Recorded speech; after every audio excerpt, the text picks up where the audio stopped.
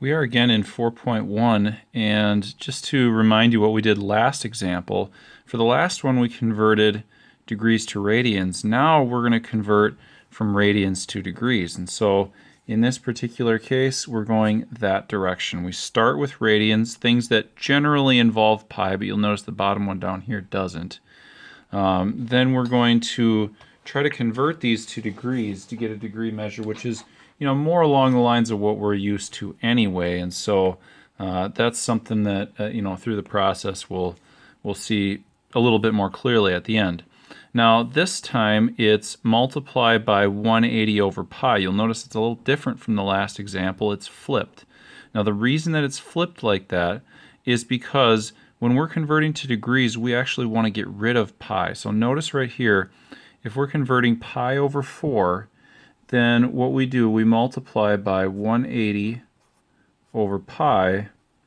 And the good news here is that those pi's are going to cancel out because we have one on the top, one on the bottom. So once we do that, we just have 180 divided by 4, and in this case that's equal to 45 degrees. We'll do a very similar thing for 3 pi over 5. We will multiply by 180 over pi.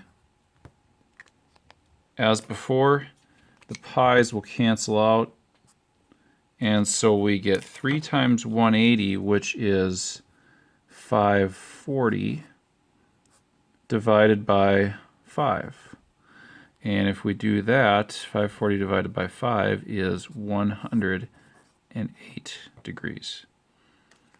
All right, then last one here, this 1.4. The only reason I really put this in here is to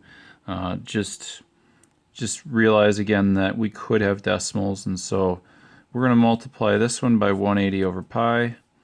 We'll work with, since it started with the decimal, we'll finish with a decimal, and so it won't be anything anything too nice here. But if we do 1.4 times 180, we get, sorry for 1 second here, we got 252.